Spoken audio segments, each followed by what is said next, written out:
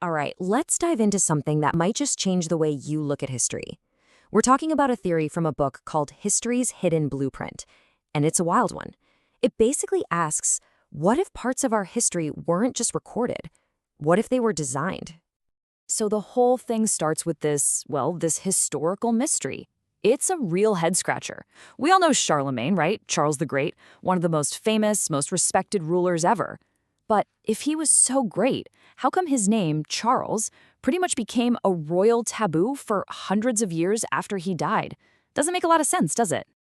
And right there, you've got this huge contradiction.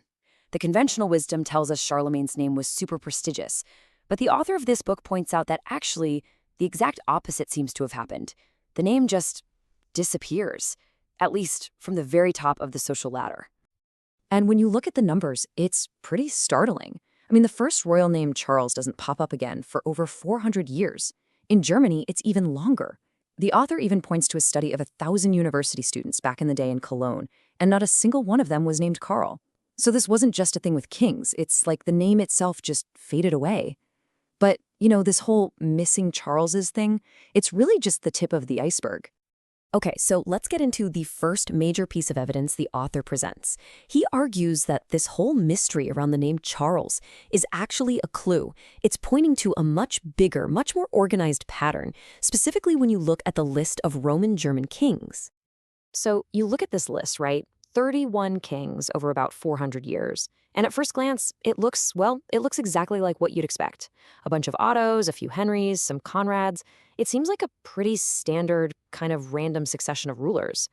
But the author's claim is that if you know the secret, if you know what you're looking for, this whole list snaps into a perfect hidden structure. And here it is. This is the hidden structure the author says is hiding in plain sight. It's this repeating 4-step cycle. It always starts with a king named Conrad. The very next king is always a Henry. Then you get a block of kings with other names, and the whole cycle always ends with another Henry. But here's the really wild part. This pattern supposedly repeats 4 times. And each time it repeats, that middle block of other kings grows by exactly one person. First 3, then 4, then 5, you get the idea. And boom, here it is laid out for you. You can literally see the 4 distinct sections. Each one kicks off with a Conrad, and it's bookended by Henrys. And just look at the middle chunk. It grows so predictably. 3 kings, then 4, then 5, and then 6. It's just incredibly neat. But believe it or not, the author says there's another layer to this whole thing. So on top of that crazy naming pattern, the author points out this perfect timing, this symmetry. The first 3 big sections are separated by exactly 113 years each. And every one of these 113-year cycles starts with a King Conrad, who, get this, also happens to be from a totally new ruling dynasty. It's like a pattern inside of another pattern. Okay, so right now you're probably thinking, all right, that's a seriously weird German thing, but maybe it's just that.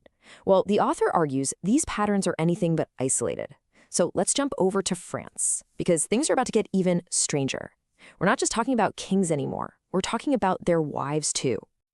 The claim here is it's just remarkable. For 260 years, if you were a French king named Philip, you were only married to a woman with a name from one specific list. Think Bertha, Maria, Joan. At the exact same time, if you were a king named Louis, you were only married to women from a completely separate list. We're talking Blanche, Adelaide, Margaret. The 2 lists of queen names, they never, ever cross. And that's the key, right? The statistical improbability of it all. I mean, just think about it. Royal marriages back then were all about politics, making alliances, getting land and money. They weren't picking partners based on their first name. So for this kind of perfect name pairing to happen by chance, over centuries, well, as the author puts it, it's virtually impossible. Which leads us to the huge question at the heart of this whole book. Are all these mind-blowing patterns just a series of unbelievable, 1-in-a-million coincidences? Or are they evidence that someone, somewhere, actually constructed this history? So to try and explain all these strange patterns, the author puts forward a really radical idea.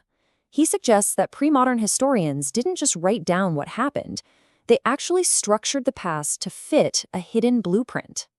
He calls this the geometric method. And the core idea is pretty simple, really. Back then, before modern science, people had this deep-seated belief that the universe was God's creation, and therefore, it had to be perfect. orderly, symmetrical, geometric. And so people tried to copy that divine order in everything they made. And you can see this way of thinking everywhere in the pre-modern world. In astronomy, they were obsessed with the idea of perfect circular orbits for the planets. On the ground, they designed these incredibly symmetrical gardens to impose order on nature.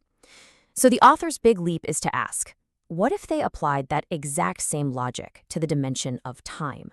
What if they took the messy, chaotic story of the past and structured it to be as perfect and symmetrical as one of those Renaissance gardens? Yeah, there's this quote cited in the book that really nails the core of this theory. It's this idea of laying out the chaos of the past onto a neat, orderly grid, almost like an old map maker charting an unknown continent for the first time. And the author keeps coming back to the math. He actually calculates the probability of that German royal pattern happening just by chance. The number he comes up with is less than 0.005%. To him, this isn't just a coincidence. It's basically mathematical proof that these histories were deliberately engineered.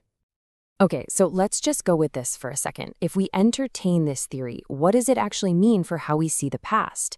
It suggests that when we read these medieval chronicles, we might not be reading a straightforward, factual record of events.